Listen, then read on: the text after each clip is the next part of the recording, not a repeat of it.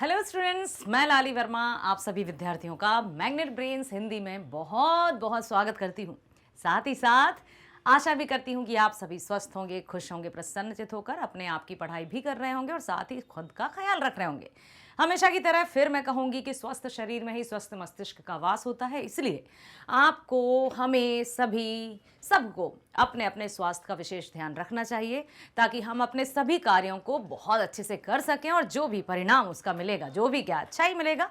जब हम स्वस्थ रहते हैं तो किसी कार्य को करने में हमारा मन लगता है। जब कोई भी कार्य रुचि के साथ किया जाता है तो उसका फल या प्रतिफल भी बहुत अच्छा मिलता है, अर्थात चारों तरफ बहुत ही सुंदर सी प्रसन्नता छा जाती है। तो प्यारे बच्चों, हमने अपनी पाठ्य पुस्तक दिगंत भाग 2 के 4 पाठ कंप्लीट कर लिए हैं। मतलब पहला बातचीत था, दूसरा क्या था उसने कहा था, तीसरा क्या था बताइए जल्दी, चौथा भी हमने किया, उसके बाद पांचवा है। आज जो पांचवा पाठ हम करने जा रहे हैं उसका नाम है रोज। अब रोज मतलब डेली, प्रतिदिन। इसमें लेखक अज्ञेय जी हैं, सच्चिदानंद हीरानंद वात्स्यायन अज्ञेय जी। इस पाठ में या लग रहा है ना जैसे उन्होंने प्रतिदिन का कुछ वर्णन किया हो। क्या वो प्रतिदिन का जो अनुभव है, कुछ ऐसी एक घटना है या कुछ ऐसी स्मृतियां हैं जो कि उन्होंने इस पाठ के माध्यम से हम सब के साथ साझा की हैं? संभवतः ऐसा ही कुछ होगा। तो इस वीडियो में हम देखने वाले हैं सच्चिदानंद हीरानंद वात्स्यायन अज्ञेय जी का परिचय, अर्थात लेखक परिचय, और साथ ही साथ पाठ का सार। कहानी आपकी किताब में पूरी तरह से दी हुई है, हम यहाँ पर जानेंगे पाठ का सार कि आखिर उस जो भी पाठ आपकी पुस्तक में दिया है उसका निचोड़ क्या है, उसका सार क्या है, उसका रस क्या है। जानते हैं लेखक परिचय। सच्चिदानंद हीरानंद वात्स्यायन अज्ञेय, जन्म 7 मार्च 1911, निधन 4 अप्रैल 1987, जन्म स्थान कसेया कुशीनगर उत्तर प्रदेश। माता पिता वयंती देवी और डॉक्टर हीरानंद शास्त्री। शिक्षा, आरंभिक शिक्षा घर पर हुई। 1925 में पंजाब विश्वविद्यालय से मैट्रिक, 1927 में मद्रास क्रिश्चियन कॉलेज से इंटर और 1929 में फोरमन कॉलेज लाहौर से बीए एमए किया। ठीक है, ये उनकी शिक्षा दीक्षा रही। भाषा ज्ञान, कौन कौन सी भाषाओं का ज्ञान था उन्हें? संस्कृत, अंग्रेजी, हिंदी और इसके अतिरिक्त फारसी, तमिल इत्यादि भाषाओं की जानकारी थी इनको। संस्कृत, हिंदी, अंग्रेजी, तमिल, फारसी, इन सब की जानकारी थी। अच्छे खासे वो ज्ञाता कहलाते हैं। अभिरुचि, इनका इंटरेस्ट, अभिरुचि किसमें थी? बागवानी, पर्यटन, फोटोग्राफी, हस्तकला, शिल्पकला इत्यादि में प्रवीण। प्रवीण मतलब क्या होता है? प्रवीण का अर्थ होता है निपुण या कुशल। ठीक, प्रवीण। कृतियां, कौन कौन सी इनकी रचनाएं थी? छोड़ा हुआ रास्ता, छोड़ा हुआ रास्ता, शेखर एक जीवनी, उत्तर, प्रियदर्शी, नाटक, सदानीरा और अंतरा, ये इनकी कृतियां हैं। और हमने देखा कि ना केवल इनका लेखन में ही रुझान था बल्कि बागवानी भी करते थे, फोटोग्राफी भी करते थे, हस्तकला में भी निपुण थे, शिल्पकला में भी निपुण थे। ये तभी तो बहुगुणी, प्रतिभा संपन्न कह सकते हैं इनको कि धनी थे। अब ये जो कहानी हम देखने जा रहे हैं, जिस पाठ का सार हम जानना चाहते हैं, तो उसमें सार का भी सार मैं आपको प्रस्तुत कर देती हूँ कि रोज कहानी में लेखक ने स्वयं को शामिल किया है। उन्होंने अपने आप को, मतलब कह सकते हैं कि लेखक ही कथावाचक है, कथावाचक स्वयं एक पात्र है इस कहानी में। तो ये घटना उस समय की है जब वे विद्यालय में पढ़ते थे, मतलब अपने बचपन की यादों में शामिल है ये घटना। उस समय एक इनकी मुंह बोली बहन थी, नाम था मालती।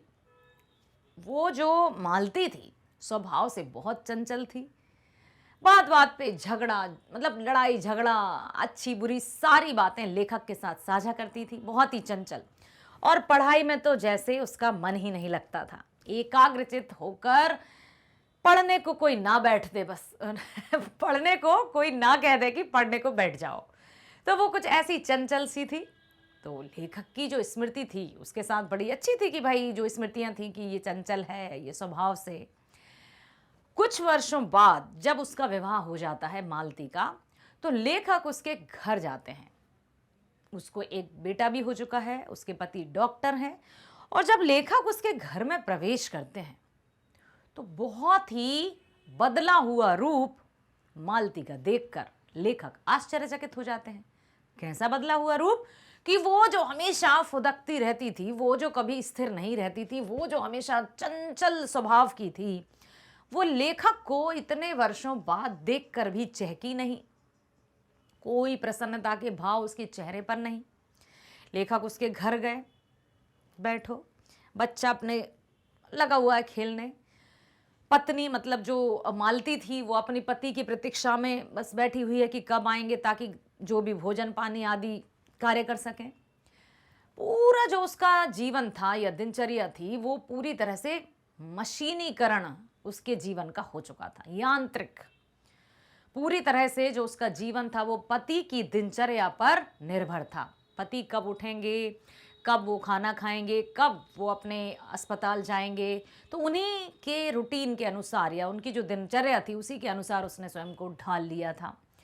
बाहर की दुनिया से तो जैसे उसका नाता ही टूट गया था। लेखक सोच में पड़ जाते हैं कि क्या ये वही मालती है जो हमेशा चहकती रहती थी, महकती रहती थी? क्या ये वही मालती है जो पढ़ाई की तरफ कोई इसकी मतलब ये ना कहे कि भाई पढ़ने बैठ जाओ, आज कुछ जो पेपर के टुकड़े पड़े हैं उन पेपरों को ध्यान से पढ़ रही, क्योंकि बाहर की दुनिया से तो जैसे इसका नाता ही नहीं है। एक ऐसा अनुभव बताया है लेखक ने कि जिस तरह का माहौल मिल जाता है स्त्री के जीवन की ओर, विशेष तौर से उन्होंने ध्यान केंद्रित किया है हम सबका, कि स्त्री का जीवन मानो पुरुष के इर्द गिर्द ही घूमता रहता है। जैसा घर का माहौल होता है उसी तरह से वो स्वयं को ढाल लेती है। इस मामले में कि यदि किसी का जो घर का माहौल है वो स्वतंत्र है तो वो बहुत अच्छे से अपने आप के विचारों को व्यक्त कर सकते हैं, अन्यथा उनके जो मन की मन ही मांझ रही, मतलब मन की बातों को मन में ही रख लिया जाता है। आइए पढ़ते हैं। कहानी रोज में लेखक ही कथावाचक है और पात्र भी। मालती और कथावाचक के दूर के भाई बहन का रिश्ता है, लेकिन सहचर जनित राग भी है। दूर के भाई बहन का रिश्ता है और आपस में प्रेम भी है। मालती के विवाह के करीब 4 साल बाद लेखक उससे मिलने उसके घर जाता है। तो वो क्या सोचता है कि जैसे ही मैं उसके घर जाऊंगा वो चहक उठेगी, वो झूम उठेगी, वैसी ही होगी मालती जैसे कि वो जानता है। वहां वह मालती के घर का वातावरण एक उदास सी दिनचर्या से घिरा हुआ पाता है। लेकिन जैसे ही कथावाचक प्रवेश करता है उसके घर में तो उसका जो घर का माहौल था वो एकदम उदास सा था। जैसी मालती थी वैस उसके विपरीत था। डॉक्टर पति महेश्वर का नियत समय पर अस्पताल जाना, लौट कर आना, कांटा चुभने से गैंग्रीन के मरीजों के कभी हाथ तो कभी पांव काट कर इलाज करने की बात बताना, क्योंकि वो तो डॉक्टर थे तो घर में उनकी ही बातें चलती थी, मालती सुनती रहती थी।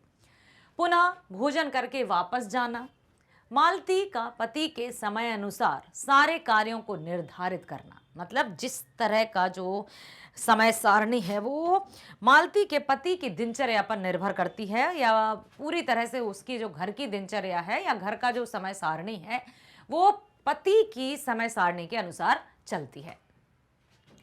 मालती का पति के समय अनुसार सारे कार्यों को निर्धारित करना, पति का इंतजार करना, नल से पानी आने की समय की प्रतीक्षा करना। एक एक छोटी छोटी बात उन्होंने यहाँ इसलिए बताई है बेटा ताकि हम उस कहानी से अपने आप को जोड़ सकें कि अच्छा ऐसा भी होता है। जैसे रोज रोज के काम और यहाँ तक कि रोते बिलखते बच्चे टिट्टी के प्रति भी एक रागहीन संबंध का निर्वाह करना आदि। अब उसका एक बेटा भी था। रागहीन संबंध क्या? कोई ममत्व की भावना नहीं, कोई चहकना नहीं, कोई फुदकना नहीं, मतलब खुद का अस्तित्व जैसे वो खो चुकी थी। परिवार, पति, बच्चा, जैसे इसी में उसने अपना संपूर्ण जीवन समर्पित कर दिया था। ये बड़ा अजीब सा लगा लेखक को। कुल मिलाकर मालती का घर और उस घर के सदस्यों में जीवन का कोई उत्सव या अवसर नहीं था। ना तो कोई उत्सव था, ना कोई अवसर था जिस उत्सव या अवसर पर वो अपने आप को जैसे वो पहले थी वैसे वो दिखा सके। कोई अवसर नहीं मिला, बस उस पर जिम्मेदारियां, उस पर जो निर्णय थे वो सिर्फ थोपते चले गए और वो उनमें पिसती सी चली गई। वहां एक मध्यवर्गीय जड़ता थी। मध्यवर्गीय जड़ता समझ रहे हैं बेटा?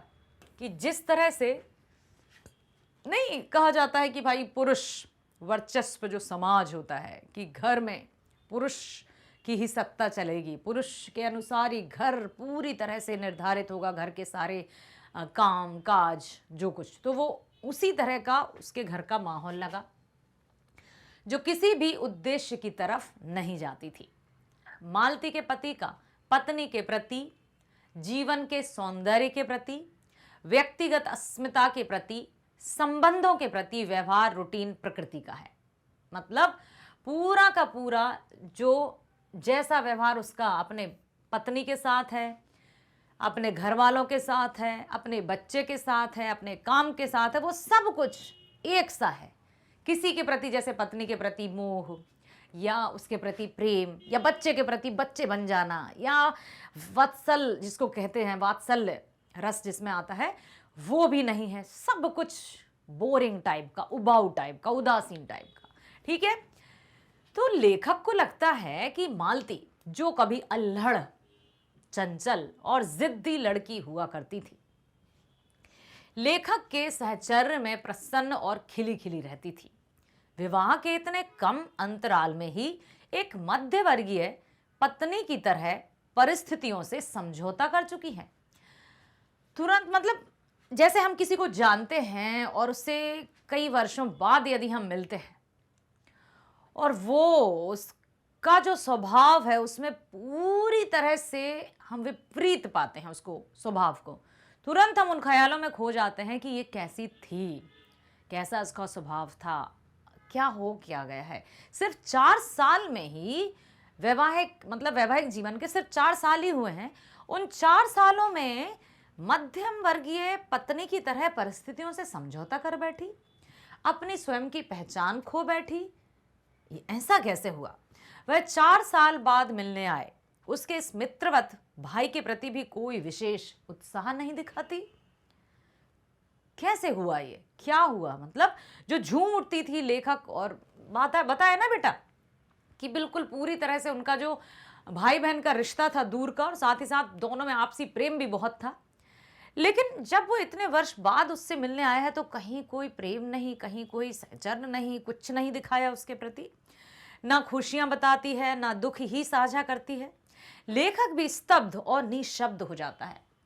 स्तब्ध मतलब एकदम चकित, चकित कह सकते हैं, एक और शब्द है इसका। और निशब्द मतलब बिल्कुल कुछ बोल ही नहीं पाता है कि ये कैसे हुआ। स्तब्ध मतलब चकित, जैसे कहते हैं शॉक्ड हो जाता है जैसे। ठीक है, तो वो बड़ा मतलब चकित है कि ये कैसे हुआ। क्या एक स्त्री का जीवन किसी दूसरे परिवार से जब जुड़ता है, एक लड़की का रिश्ता, तो क्या वो अपना वजूद, अपनी पहचान, अपने स्वभाव सब कुछ परिवर्तन कर लेती है क्या? ऐसा क्यों होता है? तो वो बड़े निराश होकर सोच रहे, निशब्द भी थे कि आखिर वो कहें तो कहें क्या।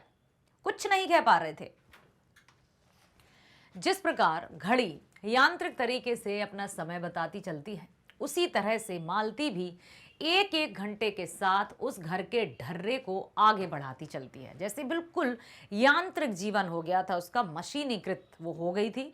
समय समय पर कब उसके पति आएंगे, भोजन बनाना है, बच्चे को खिलाना है, ये करना है, वो करना है, पूरी तरह से वो मशीनीकरण में डूब चुकी थी। उसका अपना अस्तित्व, अपनी पहचान, अपना व्यवहार, अपना रवैया, सब कुछ खो चुकी थी। वो पूरे घर में एक मुर्दा शांति भर चुकी थी।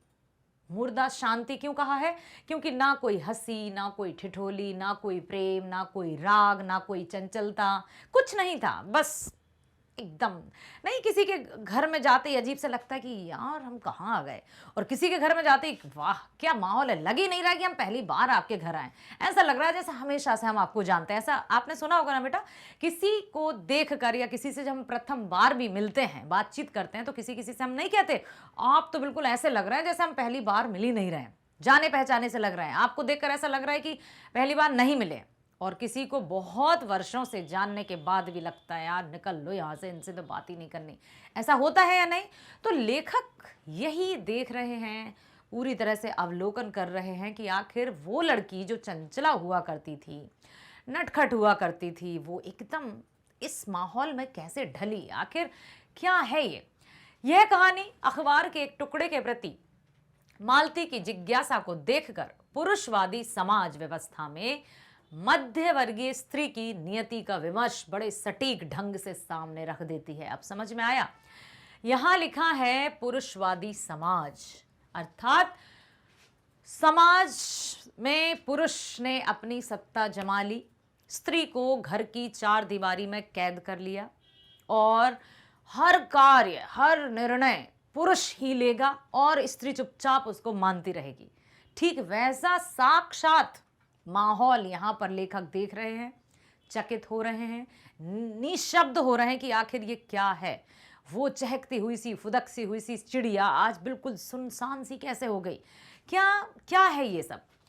मालती का पति जिस अखबार के टुकड़े में आम लपेट कर लाता है, मालती उसे पढ़ने लगती है। लेखक उसके अतीत के स्वभाव को याद करते हुए सोचते हैं कि यही मालती पढ़ने से दूर भागती थी। तब उसके जीवन में पढ़ाई की उबाऊ चर्या के बदले खेलने कूदने की कल्पनाएं करने के, किस्से गढ़ने के सुंदर एहसास थे। लेकिन आज वो एक अखबार का छोटा सा टुकड़ा जो जिसमें आम लपेट कर लाए गए हैं, उस टुकड़े को बड़े पढ़ रही है। क्यों? क्योंकि अब उसको जो बाहर की दुनिया है उससे कोई उसका नाता ही नहीं रहा है। घर की चार दीवारी में वो कैद खाने की तरह कैद हो गई है। इतना बड़ा अंतर, इतना बड़ा फर्क देखकर लेखक ने इसको लिखा और इसकी रचना की। आज एक मध्य वर्गीय गृहस्थिन की मनहूस दिनचर्या से बाहर झांकने के लिए उसके पास अखबारों के ये टुकड़े हैं, जिनसे छनकर वह इस रोज की दुनिया के परे चले जाना चाहती है, दूर चले जाना चाहती है। अर्थात वो छोटे से जो न्यूज़पेपर का या अखबार का जो टुकड़ा है, उससे पढ़कर वो हम न्यूज़ या अखबार या क्यों पढ़ते हैं, हम समाचार क्यों सुनते हैं? ताकि हम बाहर की दूर दुनिया की खबरें जान सकें, क्या चल रहा है उस बारे में हमें जानकारी प्राप्त हो सके। तो लेखक ने बताया है कि वो इस समाचार पत्र के छोटे से टुकड़े को पढ़कर वो जानना चाहती कि आखिर बाहर क्या चल रहा है, क्योंकि स्वयं तो बाहर जा नहीं सकती, स्वयं के लिए इतनी स्वतंत्रता है नहीं कि वो बाहर की दुनिया से रूबरू हो सके, है ना। लेकिन आधुनिकता के दबाव में व्यक्ति यंत्रवत हो जाता है, वह खुद के प्रति भी अजनबियत का शिकार हो जाता है, स्वयं से भी वो अजनबी सा हो जाता है, अपने आप की पहचान वो खो जाता है। और यदि इस तरह का जीवन यदि क्या बेटा होता है, अब थोड़ा कम हुआ है, जब शिक्षा का प्रचार प्रसार अधिक हुआ है तो स्त्री को अपने स्वयं के वजूद का एहसास हुआ, वो अपने हंसी खुशी रुचि आदि को व्यक्त करती है और उन सब को वो पूरा भी करती है। लेकिन यदि थोड़े से समय पहले चले जाएं हम, और आज भी यदि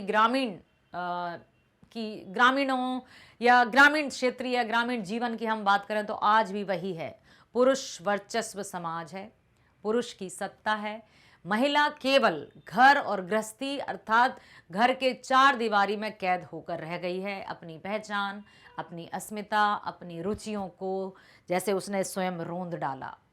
आखिर ये कैसे हुआ? ये साफ साफ इस पाठ में दिखाई दे रहा है कि विवाह के बाद अपनी एक पहचान ही खो देती है स्त्री, वह खुद के प्रति भी अजनबियत का शिकार हो जाता है, वह जीवन जीता नहीं है, ढोता है। यदि मालती की तरह जीवन हो जाता है स्त्रियों का तो वो जीवन जीता नहीं है, क्योंकि जीवन जीना तो कला है। जीवन को कहते हैं ना, जियो तो हर पल ऐसे जियो जैसे कि आखिरी हो। अर्थात कोई भी जब अपना जीवन जीता है तो सुख दुख हंसी खुशी जो भी आता है उनको बड़े आराम से सब मिलजुल कर उसको साथ निभाते हैं, खुशी भी बांटते हैं। कहते हैं ना कि दुख बांटने से घट जाता है और खुशी बांटने से बढ़ जाती है। ये सब होता है जीवन का एक बहुत ही सुंदर सा तरीका। लेकिन यहां पर यदि स्त्री का जीवन इस तरह से है कि पुरुष की सत्ता के अनुसार उसे अपना जीवन व्यतीत करना है, तो वो जीवन जीती नहीं है, वो अपने जीवन को ढोती है। कुल मिलाकर यह कहानी आधुनिकता के आईने में व्यक्तिगत अस्मिता और मशीनी जीवन के त्रासद अंतः संघर्ष का आख्यान है कि किस तरह से मशीनीकृत व्यक्ति हो गया है, किस तरह से एक स्त्री जब ऐसे घर परिवार में चली जाती है जिनकी सोच संकीर्ण है, ठीक है, तो वो अपनी अस्मिता, अपनी पहचान भी खो देती है। तो यहां पर बस मैं यही कहना चाहूंगी कि शिक्षा वो माध्यम है जिसके माध्यम से स्त्री अपनी पहचान का विकास करती है, अपनी अस्मिता का विकास करती है, अपनी रुचियों को देखती है, उनको जीवन भर अपने, ऐसा नहीं कि विवाह हुआ अपनी रुचियां बांध दो पोटली में और फेंक दो नदी में, उन रुचियों के साथ वो जीती है, खुलकर जीती है, जीवन को ढोती नहीं है, जीवन को जीती है। ठीक है, तो यहां पर अज्ञेय जी ने इस पाठ के माध्यम से यही बताया है कि हमें अपनी पहचान को कभी धूमिल नहीं होने देना है, हमें अपने जीवन को हंसी खुशी के साथ जीना है और ये सोच बिल्कुल हटा देनी है कि समाज में पुरुष की सत्ता है, स्त्री और पुरुष दोनों एक ही गाड़ी के दो पहिए हैं। हमने इससे पहले अर्धनारीश्वर पाठ पढ़ा ना, उसमें दोनों की जो भूमिका है वो बराबर की है, ना कोई कम है ना कोई ज्यादा है। तो मेरे प्यारे बच्चों, आशा करती हूँ आपने बहुत ध्यानपूर्वक इस कहानी को सुना है, समझेंगे और इस पाठ से संबंधित यदि कोई प्रश्न आते हैं तो आप उनके उत्तर अवश्य लिखेंगे। चलिए तो मिलते हैं नेक्स्ट वीडियो में। स्वस्थ रहिए, खुश रहिए, bye bye, thank you so much.